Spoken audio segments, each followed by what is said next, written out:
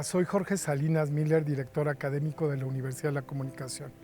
El día de hoy nos encontramos con la licenciada María Vianney Martín del Campo Vera. Ella es especialista en Derechos Humanos y materia de género, a la que le doy la más cordial bienvenida. Muchísimas gracias, maestro, por la invitación. Muchas gracias. La invitación a la licenciada Vianney precisamente es para hablar sobre el protocolo de prevención y atención en casos de discriminación, acoso, hostigamiento sexual y violencia de género. Este protocolo de prevención va dirigido a todos los docentes como una pequeña capacitación o una charla que tendremos con la licenciada Martín del Campo para conocer más sobre violencia de género. Muchas gracias, maestro. Bueno, este protocolo no solamente trata la atención de diversas situaciones que ahorita lo vamos a comentar, sino también habla de la prevención, por lo cual es de suma importancia. ¿Y qué casos son los que se van a atender? Bueno, discriminación, acoso sexual, hostigamiento sexual y violencia de género. Ahora, ¿qué es lo que queremos decir cuando hablamos de violencia de género? Específicamente se refiere a violencia contra las mujeres. En México y en general en el mundo existe una grave problemática justamente de violencia contra las mujeres justamente, y esta violencia se ha incrementado de manera muy grave. Esta violencia se da no nada más en el ámbito familiar, sino también en el ámbito académico.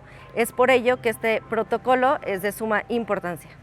¿Nos podría agregar un poco más sobre una gran diferencia que existe o la gran diferencia que existe entre discriminación, acoso, hostigamiento sexual y violencia de género? Claro que sí. La discriminación es la vulneración de derechos por una cuestión de interseccionalidad, de identidad. Es decir, que más adelante vamos a hablar un poquito de la interseccionalidad, pero es no permitir el acceso a derechos por la identidad de la persona, es decir, por etnia, por género, por sexo o por alguna cuestión de otra índole. El acoso y hostigamiento sexual. Si bien se parecen estas dos conductas, en realidad tienen algunas diferencias. Por ejemplo, en el hostigamiento hay una cuestión de jerarquía. En el acoso no necesariamente esta situación se da, y en el acoso puede ser de un solo evento, y el hostigamiento es continuo, es una conducta reiterada. Y la violencia de género, como lo comentamos, más puntualmente es violencia contra las mujeres. El género se diferencia del sexo porque el sexo nos referimos a una cuestión biológica, en cambio el género es una situación, es un constructo social que, si bien cambia también con el contexto, con el tiempo, es muy distinto a la cuestión del sexo. Tengo otra pregunta, licenciada Martín del Campo. Este protocolo tiene un enfoque interseccional, entonces, ¿nos podría definir qué es la interseccionalidad? Sí, con gusto. La interseccionalidad se refiere a la identidad, es decir, nosotros tenemos diversas identidades que tiene que ver con nuestro contexto en general, es decir, yo tengo una identidad de mujer, hay personas que tienen una identidad dependiendo de la etnia, de la comunidad en la que viven, de la edad. Es distinto, una niña tiene una identidad y una mujer tiene otra identidad. Si la persona tiene una discapacidad, por ejemplo, y la religión y otras cuestiones que nos definen. Entonces, aquí este protocolo tiene un enfoque interseccionalidad. ¿Por qué? Porque no es lo mismo que una niña, en este caso, bueno, estamos hablando de adultos, sin embargo, no es lo mismo que una niña sufra discriminación que una mujer sufra discriminación. No es lo mismo que sea una niña con alguna discapacidad o que viva, por ejemplo, en la sierra, ¿no? Entonces, una persona que tiene una niña que tiene alguna discapacidad, evidentemente tiene menos recursos para poder defenderse de alguna situación de discriminación, acoso, hostigamiento sexual o violencia de género, que una mujer que ha estudiado, profesional, que ha tenido acceso a una instrucción académica. Entonces, justamente este protocolo tiene ese enfoque para poder atender a las víctimas, darles la atención de acuerdo a su propia identidad. Muchas gracias, licenciada Martín del Campo. Fíjese que tenemos otra duda en cuanto a qué acciones constituyen el hostigamiento, que es como una pregunta muy propia de la universidad, que se nos han acercado las chicas y nos hablan de este hostigamiento de las que pueden ser víctimas. Entonces me encantaría, ¿cuáles son las acciones que constituyen un hostigamiento? Sí, maestro. Mire, aquí me gustaría ejemplificar un poquito cómo se daría el hostigamiento sexual en las aulas. Bueno, tenemos a un profesor, tenemos una alumna y quizá haya alguna conducta durante clase o después de clase de que, por ejemplo, le dijera a la alumna, oye, ¿qué redes sociales tienes? ¿No? ¿Tienes Facebook? Pásame tu cuenta de Facebook, pásame tu Twitter, pásame tu Instagram. ¿Y qué es lo que va a pasar con la alumna? Ah, sí, profesor, ¿no? ¿Por qué? Porque hay una cuestión de jerarquía. Entonces es muy complicado que la alumna se sienta con todo el poder bueno, porque aquí estamos hablando de una jerarquía, de una cuestión de poder, que se sienta con ese poder para decir, no, profesor, no se lo quiero dar, ¿no? Entonces esto es un poquito complicado y a lo mejor la alumna dice, sí, profesor, después le paso mi Instagram. Y a lo mejor trata de que se olvide y a lo mejor otra vez el profesor, oye, no me has pasado o pásame tu WhatsApp, ¿no? Entonces ahí hay un hostigamiento que si bien empieza tal vez no de una manera sexual, pues sí tiene esa finalidad. Entonces aquí sí hay que ser muy puntual en cuanto a que una cuestión es el ámbito o la identidad o la forma de ser de la alumna dentro de las aulas y fuera de, ¿no? La vida de la alumna fuera del aula que dentro. Entonces, ¿cuál es el comportamiento correcto del aula? Bueno, no tiene nada que ver con la vida de ella fuera de, ¿no? Entonces, las redes sociales no tienen nada que ver con la situación académica. Por lo tanto, podrían implicar un hostigamiento sexual. Ese sería un ejemplo, ¿no? También podría ser incluso miradas lascivas, hacer algún comentario sobre el cuerpo de la chica, de la alumna, hacer algún comentario sobre la vestimenta.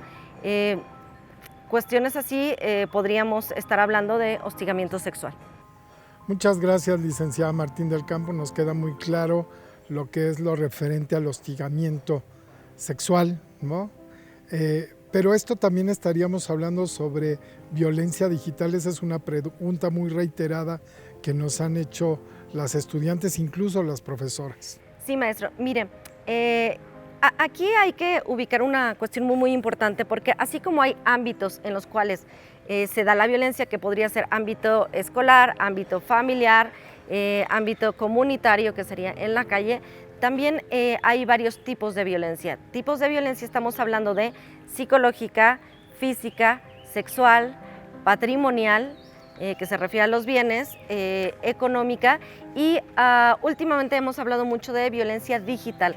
Justamente la violencia digital se refiere a las redes sociales, que vaya también con esta cuestión de emergencia nacional, pues ha sido bastante reiterada este tipo de violencia, lamentablemente. Entonces, ¿qué es la violencia digital? Tiene que ver justamente con el medio internet, y las redes sociales que se manejan, absolutamente todas las redes sociales. Y puede haber violencia como, pueden haber desde amenazas como hostigamiento, acoso a través de este medio justamente. Muchas gracias, licenciada. Creo que nos queda muy claro lo que es la violencia digital. Y fíjese que hay una pregunta muy reiterada que nos hacen las alumnas de la institución y me gustaría mucho que usted nos diera un mensaje o un consejo muy claro a todo el cuerpo docente, principalmente del género masculino. En esta búsqueda de la nueva masculinidad, ¿qué nos podría decir cómo comportarnos en el aula, cómo tener una conducta adecuada con respecto a las mujeres en específico. Me gustaría mucho saber su opinión. Últimamente hemos escuchado mucho el concepto de nuevas masculinidades, pero ¿qué implica eso? Bueno, es una manera de reeducación hacia el hombre de cómo va a ser esa relación con las mujeres, pero de manera asertiva, es decir, no violenta, no patriarcal, no machista. Aquí estamos hablando, y recordemos que estamos hablando de la violencia de distintos ámbitos, distintos tipos, como por ejemplo la violencia sexual, la violencia verbal, que implica la violencia de tipo psicológica, y bueno, otros tipos, pero precisando en estos cómo se podría dar o cómo lo vamos a cuidar de docente-alumno. Bueno, hay que tener suma importancia o poner muchísimo cuidado con las bromas, por ejemplo. Hay muchas veces para hacer esta educación un poquito más amena, se hacen bromas, pero muchas veces caemos en bromas misóginas, quizá ridiculizando a la mujer en el aspecto de su inteligencia, de su físico, o haciendo alarde de alguna cuestión sexual, cosificándolas, por ejemplo, ¿no? Entonces puede ser desde una broma que a lo mejor no le damos importancia, pero sí lo tiene bastante, es bastante simbólico, como también podría ser alguna insinuación sobre la vestimenta que lleva la mujer, sobre el cuerpo de la mujer, sin importar si se está hablando de arte, ¿no? Entonces hay que tener especial cuidado con esa situación. Muchas gracias por su respuesta, licenciada Martín del Campo. Tengo una pregunta más sobre el protocolo, hablando sobre prejuicios y estereotipos. ¿Qué nos podría hablar sobre ello? En la educación también existen bastantes prejuicios y estereotipos e incluso van focalizados o enfocados dependiendo de la licenciatura. El acceso a la educación o a la instrucción académica siempre ha sido distinta para hombres y para mujeres. Desde hace, ya varias décadas se ha dado mayor apertura hacia la ciencia, hacia los estudios para las mujeres. Sin embargo, todavía podemos notar muchísimos estereotipos en cuanto a las carreras, ¿no? Por ejemplo, las licenciaturas, muchas mujeres tienen poco acceso a lo mejor a ser ingenieras, pero mayor acceso para ser enfermeras, ¿no? Hablando de oficios, de licenciaturas, lo tenemos muy estereotipado. También en cuestión de comunicaciones, por ejemplo, en la licenciatura de cine se tiene muy arraigada quizá la idea de que es para hombres. ¿Por qué? Porque así inició. ¿Pero por qué inició así? Porque no había una apertura para las mujeres. Y no, claro que no, ninguna licenciatura es ni de hombres ni de mujeres, ¿no? Así como los colores no es azul para niño, rosa para niña, los colores son de todos, también las licenciaturas son para hombres y para mujeres. E incluso en esta diversidad se puede enriquecer la misma licenciatura o actividades que se realizan en las mismas. Muchas gracias, licenciada Martín del Campo. Tengo otra pregunta. ¿Cuáles son los factores que llevan muchas veces a las mujeres a no denunciar los hechos? No todas las conductas de hostigamiento, discriminación, acoso, violencia se denuncian, pero ¿por qué no se denuncian? Uno de los factores principales es el miedo a denunciar. Bueno, si denuncio, a mí ya me amenazó con que si denuncio se va a acabar mi carrera, se me va a desprestigiar, todo el mundo va a conocer mi situación o se van a evidenciar fotografías que en alguna ocasión se me tomaron con mi consentimiento, pero me está amenazando con eso. Entonces, sobre todo hay dos cuestiones importantes por las cuales no pasa: el temor, el miedo por esta situación o estos ejemplos que estoy poniendo y otros más, y también la poca credibilidad que hay hacia la autoridad, o la autoridad que se encarga justamente de investigar y sancionar estos actos. Es por ello que este protocolo, al atender puntualmente con base en un procedimiento que es muy puntual, se está garantizando esta parte. Por lo tanto, bueno, la cuestión del miedo se puede atender en cuanto a la prevención y algunos consejos que se puede dar a las alumnas y de una protección. Y este protocolo incluso también está garantizando esa protección a las alumnas respecto de que, bueno, en cuanto a que no van a ser vulneradas durante el procedimiento ni después. Muchas gracias, licenciada Martín del Campo, una respuesta muy completa. ¿Cuál es el paso que sigue? ¿Cuál es el paso que tiene que dar la Universidad de la Comunicación, toda vez que este protocolo ha sido registrado en la Secretaría de Educación Pública, que ya está en nuestras redes, en nuestra página de internet? ¿Cuál es el paso que sigue hablando de la prevención? ¿Qué va a suceder en estos cursos de prevención que tenemos el privilegio de que usted nos los dé? Bueno, aquí el protocolo, como bien usted indicó, tiene dos vertientes, que es la atención y la prevención. Ahora, ¿por qué es importante la prevención y cómo se lleva a cabo, cuál es la forma más efectiva? Justamente con capacitaciones constantes. ¿Por qué? Porque de esa manera se va a poder sensibilizar a la persona a la cual se está enfocando esa capacitación o se pretenda esa prevención, sea para docentes, sea para alumnos, o sea incluso también para el personal que labora en esta universidad. Entonces, hay dos cuestiones importantes en estas capacitaciones, que por un lado es la concientización de esta problemática de discriminación, acoso, hostigamiento sexual y violencia de género, y por otro lado la sensibilización. Estoy consciente, ahora ya estoy consciente de que existe este problema, ¿qué vamos a hacer? ¿No? También es cómo manejar la empatía, ver de qué manera yo puedo ayudar, cómo se está sintiendo la persona violentada, la mujer violentada, y cómo la vamos a ayudar de una manera sensible, sin revictimizar y sobre todo sin criminalizarla. Y ya caminando hacia el ciclo que está por iniciar, el 21-1, y sabemos que pues, de forma virtual también tendremos que utilizar las nuevas tecnologías de la información y la comunicación para tener esta participación de usted en este curso de prevención, porque sabemos que pues, existe la violencia no solamente presencial, sino también virtual. Entonces, me gustaría que nos hablara cuál sería el primer taller propuesto para iniciar este semestre.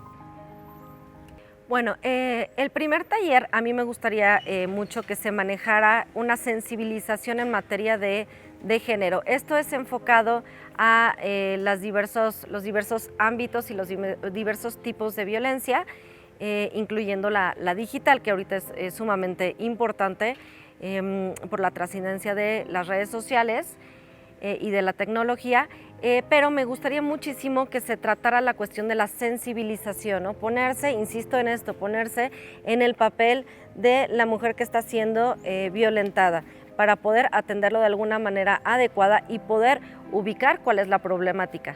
Esa sería una cuestión muy importante, dirigido a absolutamente todos los actores que intervienen en la instrucción académica, personal docente, personal que labora en la escuela, y también al alumnado, que sería muy importante, tanto a las mujeres como a los hombres, ¿no? Entonces, empezar con una concientización, sensibilización, y posteriormente se puede enfocar en problemas más específicos. Muchísimas gracias de nueva cuenta. Y ya para finalizar, me gustaría que nos hiciera como un breve resumen a todo el personal docente que nos está escuchando en esta plática, cuáles sería así como una conclusión, los puntos claves para evitar una violencia de género, principalmente en el aula, en general en la escuela. Me gustaría reiterar que entre el personal docente y el alumnado existe una relación no de amistad, no de igualdad, sino de jerarquía. Entonces, el personal docente son los responsables de proteger al alumnado y de hacer cumplir la normatividad de la institución académica. ¿Cuál es la normatividad? Es el protocolo, materia de esta entrevista, el código de ética y el reglamento de esta universidad. Y tener muy en cuenta la importancia de acatar esta normatividad y del trabajo que implica para el personal docente el aplicar esto en las aulas. ¿Por qué? Porque en la medida de que la violencia se erradique de las aulas, también se va a erradicar de la vida y de la sociedad. Muchas gracias, licenciada Martín del Campo. Pues vamos en camino de la erradicación de la violencia de género. Gracias al protocolo de prevención, atención en casos de discriminación, acoso, hostigamiento sexual y violencia de género, la Universidad de la Comunicación va caminando. Muchísimas gracias y los invitamos a todos ustedes a que consulten en la página de internet de la Universidad de la Comunicación este protocolo y lo conozcan más a fondo.